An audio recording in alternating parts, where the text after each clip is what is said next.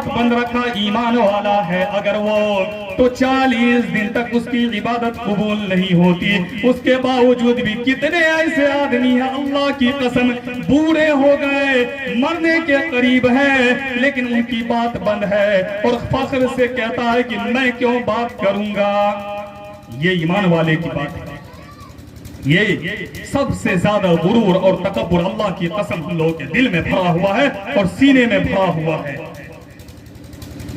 80 साल का बूढ़ा है, सीने में तकब्बुर और गुरूर, लेकिन मर जाता है, लेकिन अपने भाई तक से माफी नहीं मांगता और कहता नहीं है कि माफ कर दो।